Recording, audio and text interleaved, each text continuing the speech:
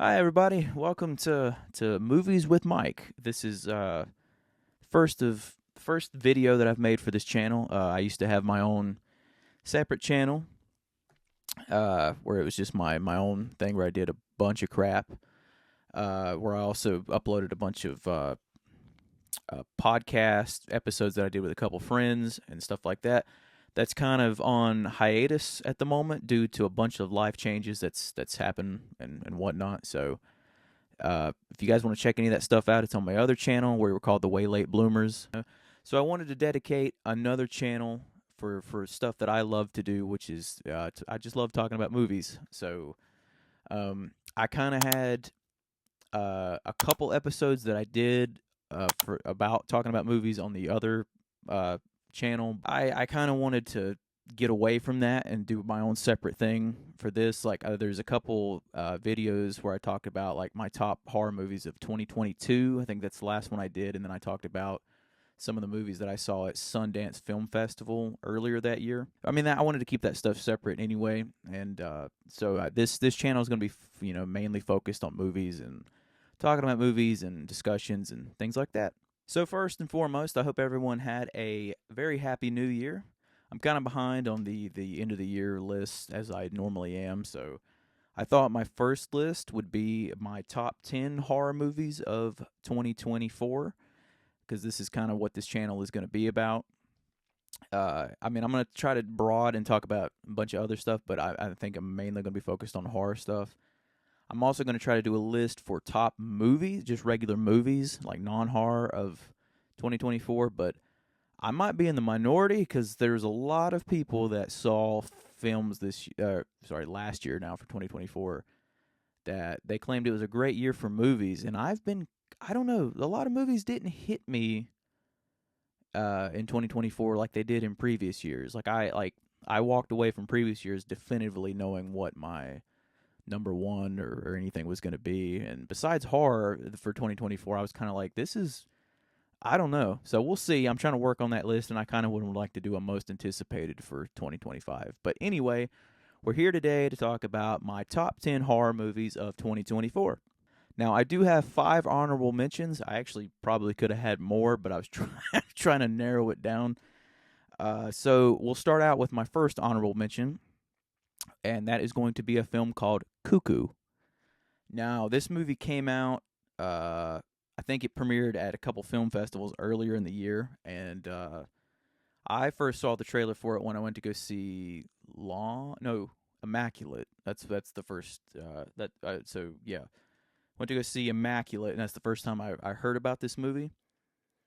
Thankfully, though, I saw Immaculate so far early in the year that I didn't remember anything about the trailer because I heard a lot of people said that the trailer gave away just about everything, so I didn't remember it.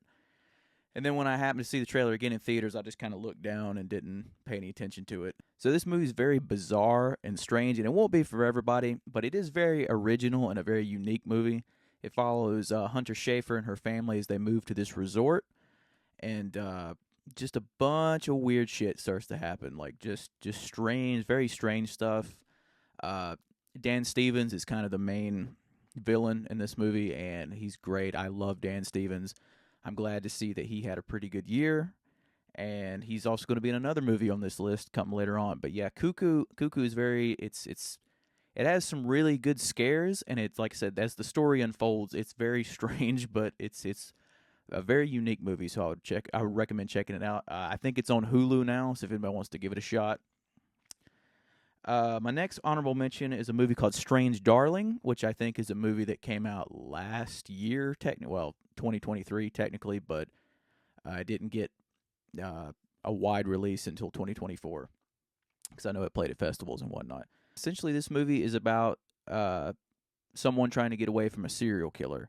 And I don't want to say too much about it other than that because I don't want to spoil anything. And this is the type of movie that the less you know about it going in, the more enjoyment you get out of it because as the story unfolds, the more stuff you find out, the more stuff that's revealed, and it's just a really good like tight thriller. And it's kind of shot a lot of the sequences where it's got this kind of like grindhouse feel to it. It's very gritty, in certain parts. And like I said, I'm trying to sell the movie, but I also don't want to give too much of it away because it's one of those movies that's just so much better if you know nothing about it.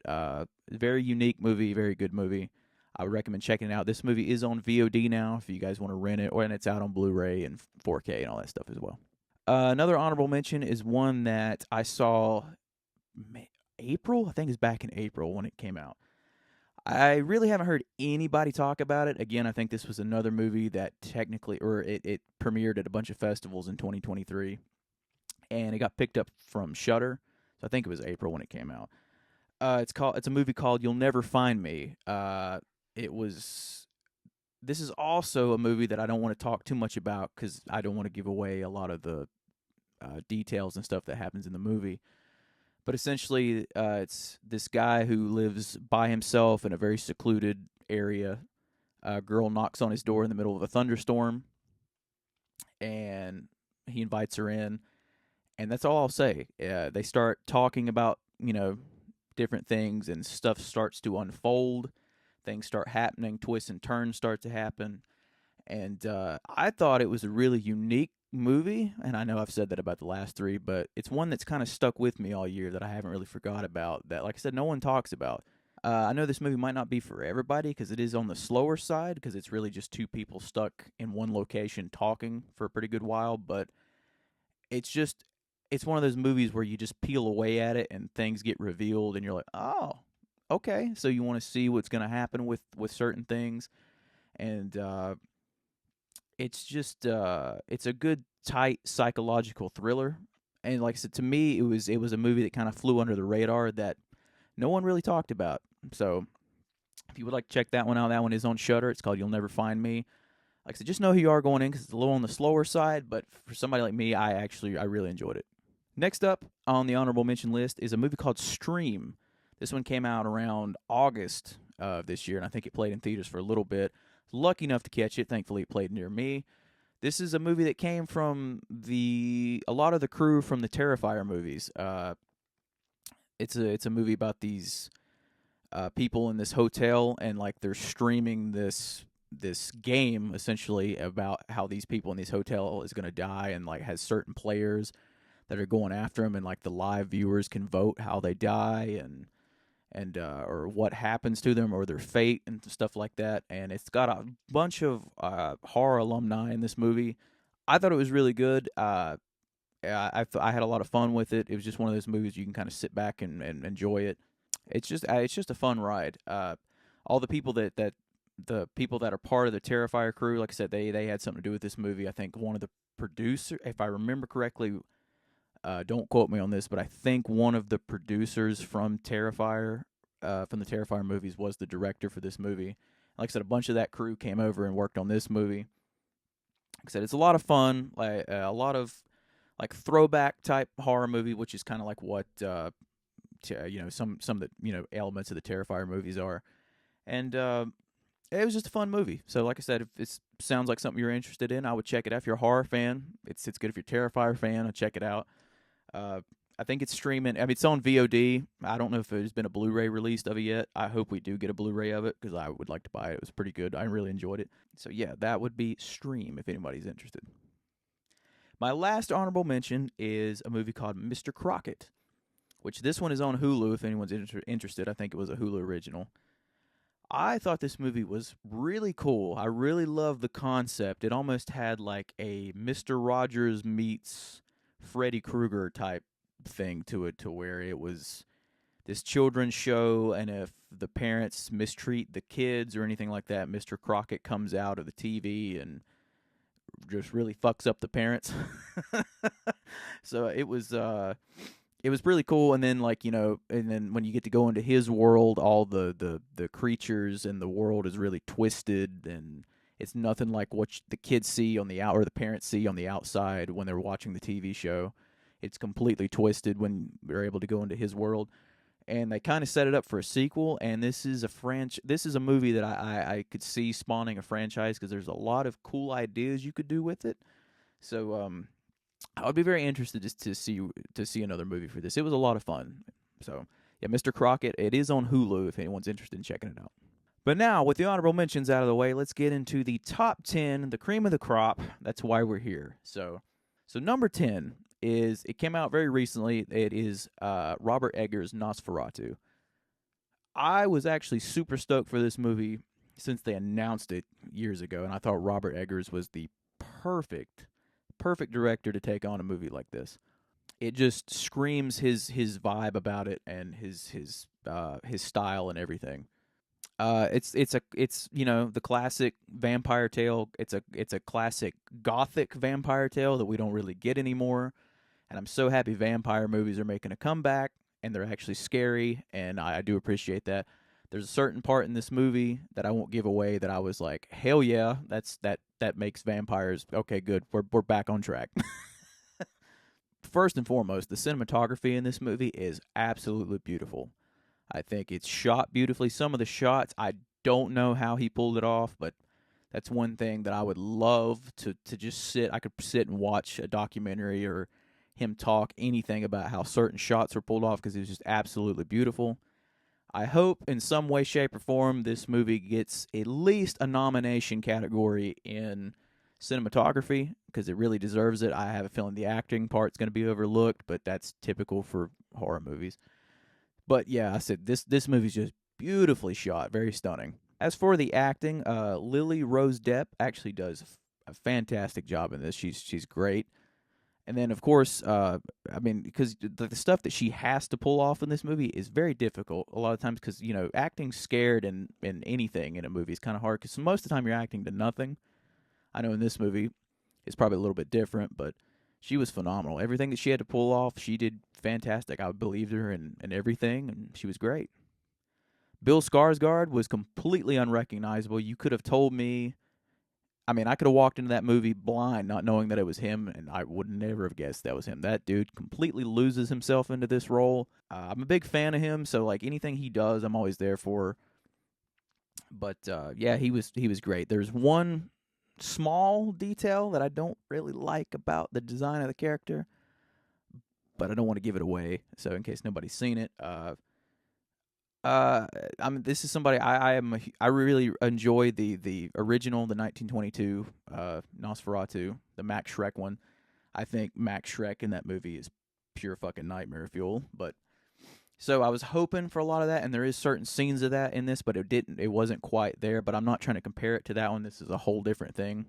But overall, this was a really good vampire flick. Like I said, this is taking it back to the classic vampire era. And like I said, I love Robert Eggers as well, and this was just right up his alley, and it's just perfect for him. Number 9 is a movie called The First Omen, a movie that I had no faith in because I'm so tired of demonic possession movies. I've had my fair share of them. I'm so burnt out on them. Anytime a demonic possession movie comes out, I'm just like, and there was a few others I saw this year that I was kind of like, no, okay. Uh, that kind of, was in that territory. But this one actually surprised me. This was one of the 3 movies we got in 2024 about the Satan baby. So we had Immaculate and then Apartment 7 and Apartment 7A. So this one, and honestly, this is a 20th century movie that is owned by Disney now. There's certain things in this movie that I cannot believe made it into this movie being under the Disney umbrella. I was like, wow. Not only that, but I was very interested in the story. Because, like I said, the prequels can be a hit or miss for me. There's certain movies where I'm like, yeah, it'd be kind of cool to see things. And then there's other movies where I'm like, eh. So it's like, did we really need a prequel to The Omen? But I said this one, it really shocked me. There was a lot of scares in this movie that I thought was really good and effective. One in particular I really enjoyed, which is I love the type of scare where your eyes really have to adjust to what's going on in the movie. Like you're like, okay, is there really something there, or is my mind playing tricks on me? I love little shots and details like that. Uh, the one particular shot that I was talking about earlier about the one of the scenes. I think there was two. In particular, but I remember one scene for sure that I was like, wow, I can't believe Disney let them get away with that. And I won't give it away, but it's I'll just say it's a birthing scene. That, and I thought it was really cool how this movie kind of uh, bled into how the original Omen started, how it really connected. It had a really cool creative connective tissue there. So I really enjoyed that. There was kind of like a tacked on, not really a post credit scene, but something at the end which kind of almost set it up like a sequel. I don't know how they would do that or how they would connect that in any way, or if it would try to connect to the original Omen, or if it would kind of just be a standalone sequel to this movie. I don't know. It could be interesting either way. But yeah, number 9, The First Omen.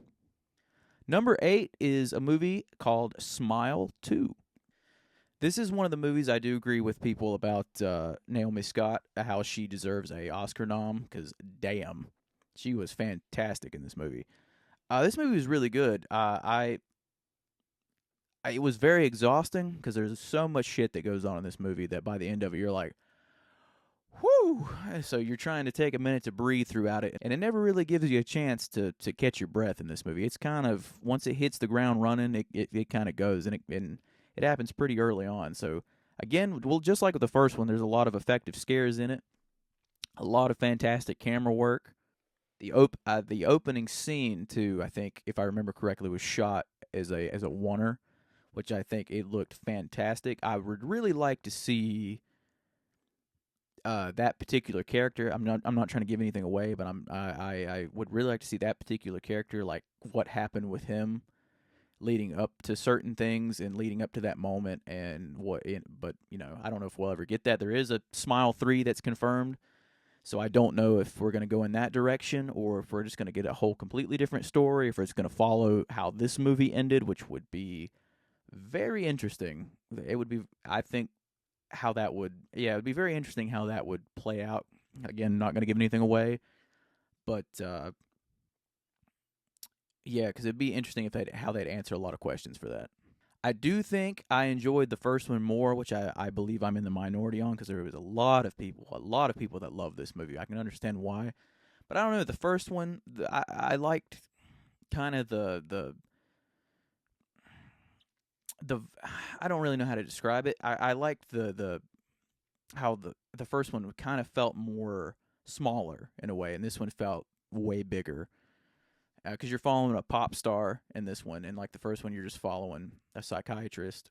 And by the end of the movie of the first one, when the creature's revealed and they're in the house, and when it's lit by the candlelight and all that stuff like that, it looks so much more effective than at how it is at the end of this movie. Again, no spoilers, but yeah, I did think the first one worked better for me, but I thought this was a solid sequel. I really enjoyed it. I enjoyed it way more than I thought I would.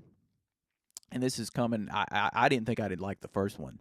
I thought really the first one could have been a 50-50 shot if it was, because it could have went either way easily. But this is a franchise that he's pulled off very well, and I'm curious to see how Smile 3 is going to go. Number 7, Alien Romulus. This was a movie that really intrigued me. Really, really intrigued me. I'm not a okay. Don't come for me, but I'm not a massive Alien fan. I really enjoy the first one. I really enjoy the second one. And I do really enjoy Prometheus and Alien Covenant, which is a big swing and a miss either way. A lot of people love them, a lot of people hate them. Completely understand. I really wish we were getting the third movie to that trilogy at some point, but I don't. That's never going to happen. So I know this one is sandwiched in between 1 and 2, I do believe. And I love Fede Alvarez. I think the stuff he's done, really enjoyed. I love the Evil Dead remake. I love Don't Breathe. So I thought he was a really perfect pick for this. I took a friend with me to see this movie because he's a massive, massive Alien fan, and it was his birthday weekend, and so I took him to see it, and he loved it as well. This actually might be my favorite Alien movie. The more I've sat on it, and we watched it again. I've watched it again recently, and I just really enjoyed it. He made the face huggers scary as hell in this movie, which, not saying that they weren't scary before, because they were very scary. That's a phobia and a fear that I never thought I'd have in my life as a face hugger, but that's some shit I'd never want on me or near me. Yeah, I don't know. This one, it worked for me on so many levels, and I just think it was really scary and really effective, and I'm very happy that he's going to be able to do another movie and continue this story because I love the characters of Rain. I don't know how many more he's going to do. He might just do one more after that, and that's fine. But I think this was just really effective, and I loved the creature that shows up at the end of the movie. I know, again, that's another 50-50 thing. A lot of people hated, and it didn't work for them, which I totally understand. But for me, I was like, holy shit. I was like, I really enjoyed it. I thought it was really creepy, really effective. To me, it was like a homage of other alien movies.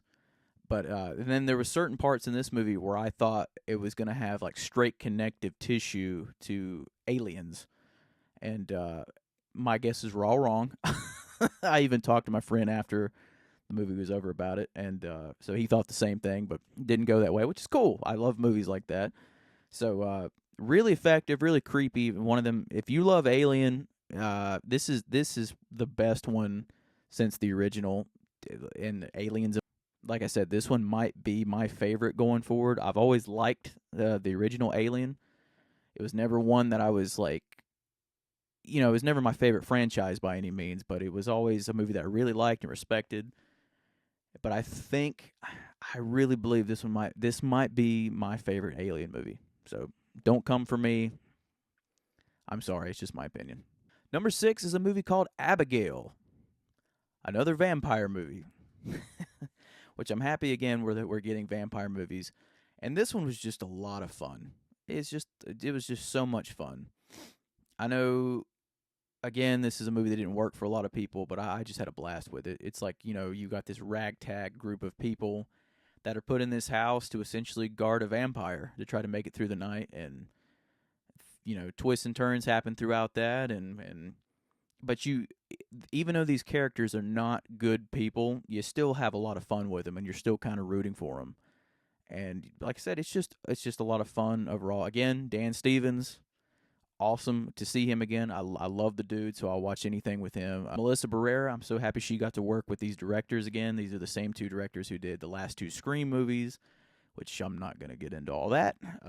But I'm pulling for her. Anything she does, I'll happily check out as well. I think she's fantastic, and even though as much as I'll miss her from the Scream movies, I know that she's going to do great things. This movie, it's got some good scares in it, but it's also really funny. It's got some really great one-liners in it. That's just fantastic. I think about the line, "Those are fucking onions," all the time. It's fantastic.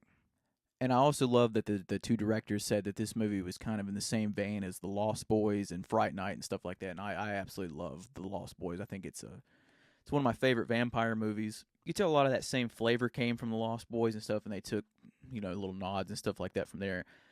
And I thought it was really good. I don't know what their next project is. I know I heard a rumor about a possible remake of something, but I don't know if that's still the case. I wouldn't mind. I know a lot of people compared this to Ready or Not and how it had a lot of the same flavors and stuff like that, but I thought that worked for a movie like this. Like I said, for me, I just had a lot of fun with it. It worked for me. It worked for me. So if you like fun vampire movies, definitely check this one out. Number 5 is a movie that was not on my radar at all. The Substance. This is a movie that I'll admit I had no interest in watching whatsoever because I saw it. I saw the trailer for it when I saw Longlegs. I think it's the first time I ever heard of it, and it was a little teaser trailer, and I was like, "What the fuck is that?" But just the little teaser part of it, I was like, "This does nothing for me." I'm like, "Okay," and I kicked myself in the ass because I am one of the people all the time that I'm like, "We need more teaser trailers. We need more teaser trailers." Don't give away the whole story. Stop giving away the whole story.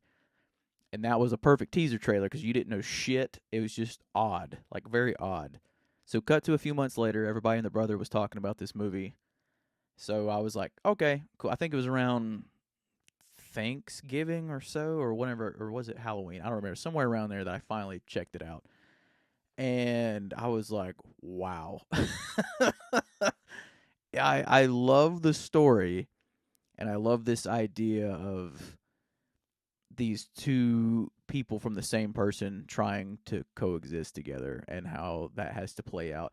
but I also love the undertones of how it's this look of beauty and the stuff that women have to go through, and how if you reach a certain age and all that stuff like that, like it's like you're no longer wanted, and they try to go for the younger version, and things like that. And it was a very, but it has so much body horror. And if you love anything like the stuff like David Cronenberg stuff, anything with body horror, The Thing, anything like that, it's but it also has a really good story behind it as well.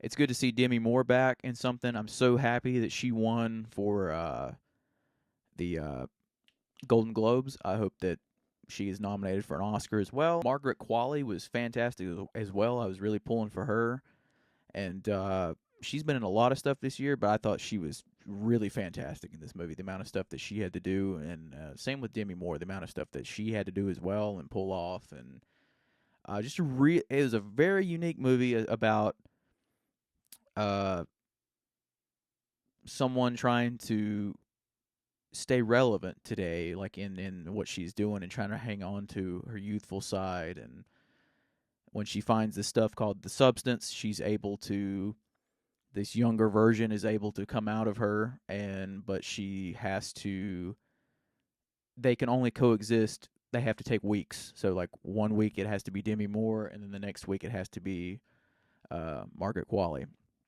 But things doesn't, obviously things don't go that way. Uh, One wants to stay around a little bit more, and that ends up affecting the other person, and it gets it gets pretty nuts at the longer it goes on. But it was very cool. I still need to check out the director of this movie. I need to check out her other movie called Revenge. I remember when that movie came out in 2016 or 17, and I just never got around to checking it out. But I heard a lot of praise about that movie as well, and it's just one I never got to. So that's another one I like to check out. But yeah, if you want a good body horror movie that'll give you something to talk about, so yeah, I would check out The Substance. Number four on this list is a movie called Heretic. One that I was looking forward to because I love the directors of this movie. They've done they wrote the original story for A Quiet Place before John Krasinski rewrote some stuff of it. But they also wrote and directed the movie 65 with Adam Driver that came out a couple years ago, and they also did a really underrated movie that I love called Haunt that not a lot of people know about, which if you have not seen that, definitely go check that out. It's a great movie to watch around the Halloween season. So this is a movie about these two girls who essentially go house to house to, talk about their religion and all that stuff like that, and then they come across Hugh Grant, which again, Hugh Grant is absolutely phenomenal in this movie. I really hope that somewhere down the line he's able to get more roles like this. Because he was fantastic. I was so happy he was nominated. I doubt he'll get nominated for an Oscar, but I know he got nominated for a Golden Globe. I'm sad they lost that, but it is what it is. He's fantastic. But essentially, he brings them into the house, and this game of cat and mouse essentially starts between the two of them. And this is one of the smartest religious horror thrillers that I've seen in a long, long time. To me, the script in this movie is so smart that I don't, the amount of research that probably had to take for the two guys to go in there to write this movie is I can't even imagine how long it took them, because it's very smart, and this is one of the more unique movies I've seen this year. I've used that word a lot, so forgive me. There's one particular scene in this movie. It's probably one of my favorite scenes in the whole movie, and it has to do with Hugh Grant when he's comparing religion to all these different types of media throughout the years, whether it be a board game, music, movies, you name it. And it was awesome. It was just so smart how it was done. It was great. I really enjoyed it. Really edge of your seat stuff too. Really, really good stuff. So this one I highly recommend. I would check out Heretic. I don't know if it's still playing anywhere around, but I think it's on VOD now. I know it's coming out through A24 is getting a really cool release of it in a couple weeks. So if you don't want to check it out, if you're a physical media whore like myself, That's one I'll definitely be picking up. I highly recommend picking this one up. It's worth the price. Number three is a movie that stayed with me all year, and it was my number one for a while. And honestly, my top three could flip back and forth at any given time. I mean, that's just how razor's edge close they all are to each other. But my number three is Late Night with the Devil. This is a movie that came out of absolutely nowhere. I just heard little inklings of this movie, something for the last couple months circulating. And finally, when it came out, was this also April? March or April, whenever this came out. Thankfully, it played it at my theater, and I was able to go see it, and I loved it. I love the story. I love the whole classic talk show element to it, but I also loved how it would cut and intermingle these behind-the-scenes things of stuff that was going on, how it showed the character trying to do things to boost the show and his career and things like that. There's also like an underlying story of things going on with his wife and stuff that's hinted at later on at the movie. And a lot of people didn't understand the ending, but to me, it was pretty clear to me. But I don't know. That could just be me. I'm not saying that I'm smart by any means, because trust me, there's so many movies that I see throughout the year that people are like, "Oh, I called the twist in the first 10 minutes," and I'm like, I did not. So, but yeah, it was really good. David Desmouchian, I really hope I said his last name correctly, was phenomenal in this movie. I'm so happy he got something of a leading role for once, because he's always usually the side character or the background character, and he was fantastic. I hope this leads to him getting more roles.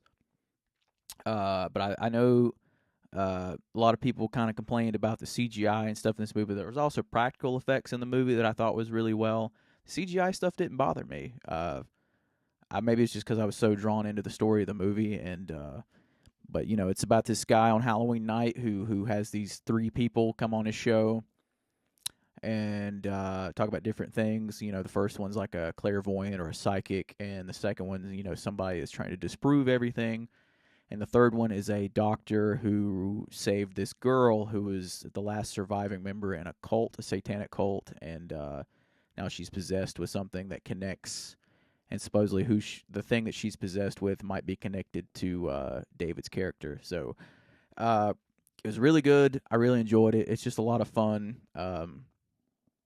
Really surprised. It was one of the big surprises of the year. Like I said, when I finished watching it, I was like, yeah, this was awesome. It stayed permanently my number one for a while. So, really good. Highly recommend checking it out. It's on Shudder if anyone wants to stream. It's also on Blu-ray, 4K, all that good stuff as well.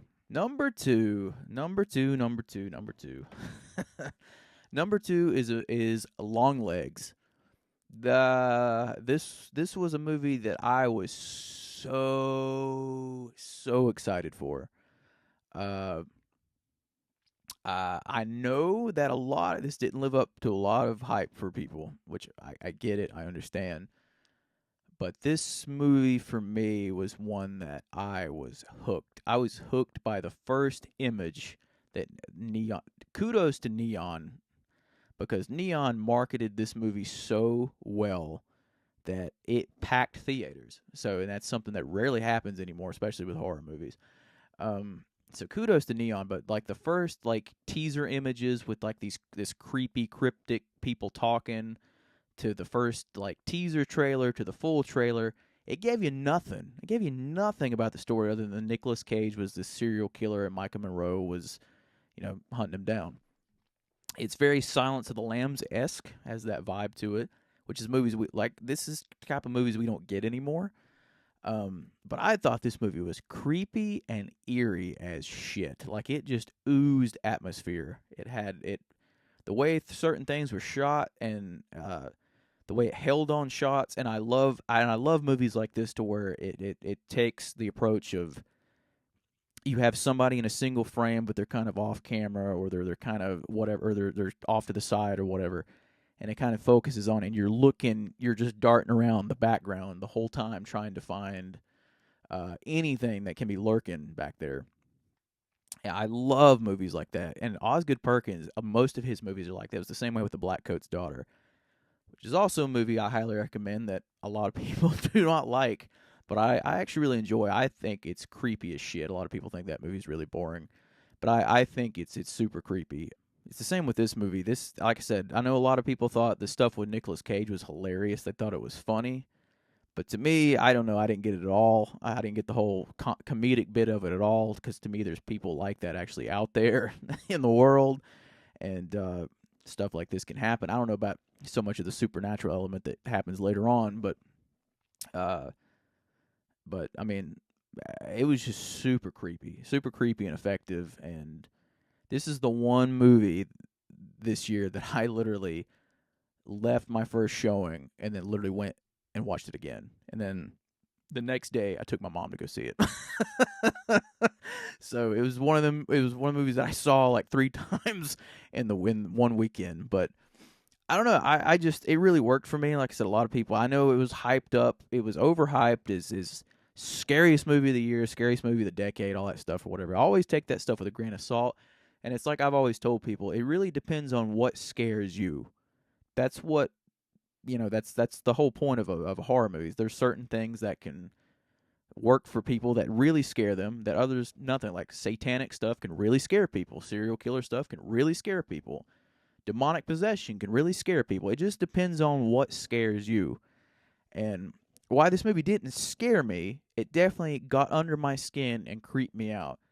Like literally one of the night that I saw it, the night that I saw it twice or whatever, I was scared to go downstairs because I was like, I was, because it's dark and shit down there at night. And I was like, that thought in the back of your head was like, thinking about Nicolas Cage's character, like that motherfucker could be down there. And I really don't want to go down there. So it's like a movie, and it stayed with me. Like it stayed with me for a long time. And this is a movie too that leading up to it, I know I hype myself up for it as well, because leading up to it, when I was at work, I was listening to podcasts and interviews and stuff with the cast and with Osgood Perkins about the movie and how things were done. And I was stoked. Like I was so excited for this movie, and it lived up to the to the hype for me. And I'm so happy it did, because I was so scared I was gonna be disappointed. But I don't know. It worked for me. I enjoyed it. I'm looking forward to Osgood Perkins' next movie, The Monkey, which I know is completely entirely different from Longlegs. So, but yeah, if you like 90s serial killer movies with a twist and an edge to it, I think you'll like Longlegs a lot. So I would check it out. Number one, numero uno. Probably anybody that knows me knew this was going to be my number one, because the other one was my number one the year it came out, and it's and most people's gonna be like, oh, this motherfucker put this at number one, so we're gonna discredit everything else he just said. So my number one is Terrifier 3. What can I say? I really enjoy these movies. I have so much fun with them because they're I don't know, they're like throwback movies for me. They're like those throwback 80s cheesy movies that I like. And I know they're violent, and I know they're not for everybody, but just know who you are. And it's one of those things where I don't think people should hate on other people for liking something. If you like something, fantastic, go for it. And that, more people need to support that. Just because something is not your thing doesn't mean that, it shouldn't be anybody else's thing. So, but anyway, this was another movie I was 100% stoked for. I went to the little fan event thing where they showed 2 and 3 back to back. Their opening night, so that night was with a crowd of Terrifier fans, and it was awesome watching it with them because people were laughing and just having a good time and really enjoying it. And at the end of it, they played the Ice Nine Kills music video with their song "A Work of Art" and all that stuff, which I'm a huge fan of those guys, and it was awesome. Like, I had a great time, and then I saw it again in theaters with people that weren't a Terrifier, crowd. I think one woman got up and left after the attic scene. If you've seen the movie, you know what I'm talking about. But then, nobody else laughed or got into it or oohed and awed or gasped or anything like that, like they did on that opening night. So, like I said, it depends on who you are, but I don't know. Like I said, I just have a lot of fun with these movies. This continues 5 years after the events of Part 2, and it's a Christmas movie, so you just got another fun Christmas movie, horror Christmas movie out of it as well. So I don't know. I really enjoyed it. I really enjoy the story that they're going with Sienna and Art, and I'm really curious to where the fourth one's going to go. I know Damien said that there might just be one more or two, depending on how much story he's got left. And I hope if he has a lot of story, I hope he's able to do at least 5, because I think 5 would be a good cutoff point. As much as I would love to keep seeing this character, because I love the character of Art the Clown, and I do believe he's taking on this new role as a horror icon, which, a lot of people's really been clamoring for one for a long time now. But I mean, I love all the characters. I think, Sienna, for example, is easily my favorite final girl of the last years. Like, my favorite final girl of all time was Sidney Prescott, and she's the first one that's come along. And Lauren Lavera's character of Sienna, she's the first one that's come along, and it's probably since then that I was like, she's fucking awesome. She kicks ass. She takes no shit, and I love to see where that character is going to go, and I love the stuff behind her character, the lore and stuff behind her character that we'll probably find out more about, just like how we'll probably find out more about Art the Clown's origin story, because a little bit of that sprinkled in these movies, each movie. This one went more into the grindhouse, back to the grindhouse style, just like the first one was. It was a pretty good mix of grindhouse and the fantasy elements of the second one. The first one's very grindhouse, and the second one is very more fantastical and stuff like that. So this was a good combination of the two of them. Like I said, I'm pretty late to this fandom for these movies, because when I first saw the first one, it was one of those things where I didn't really, I heard a lot of hype about it, and when I saw it, I was like, it was okay. I mean, it wasn't, I was like, yeah, it wasn't bad. I was like, I thought, I was like, Art was cool, and I mean, he did some horrendous shit, but I was like, yeah, it wasn't bad. It was that very grindhouse style, like I said. But then when I got to see the second one, I left the theater after the second one, and I was like, that was a fucking awesome movie. I had such a great time, such a great theater experience, and it was awesome. I just had a fantastic time. And the actress who played the little pale girl in the second one, her mom and her grandparents and stuff were actually in my showing for that one, and we got to meet her and talk to her after, and that was just a lot of fun. So yeah, so like I said, I know I'm late to it, and I know a lot of people's been fans since All Hallows Eve and stuff like that. So I'm late, but I'm hooked on this franchise now. I think it's great. Like I said, to me, it's just those cheesy, fun '80s slashers that I love, and I love so much that, and I feel like these give me that feeling that those movies get that we don't get a lot anymore. So. But thank you, everybody. That is my top 10 movies, top 10 horror movies of 2024. Like I said, I'm going to try to do a top 10 just regular movies of the year. Hopefully, I'm hoping to get 10. Like I said, it's been kind of hard for me to really get 10. There's a few in particular that I know will be in that list, but for the most part, it was kind of hard for me to kind of get those in there. So. But I hope that you guys subscribe and like the video. Like I said, if you guys know me from the podcast or know me from my old channel and stuff like that, this is where I'll be putting all my content from now on this Movies with Mike channel. And so I hope you guys come back and subscribe, and I hope you look forward to those other videos, and I hope that you check out some of the videos on this, or the movies on this list if you haven't. So, all right, with that, we'll see you next time, guys.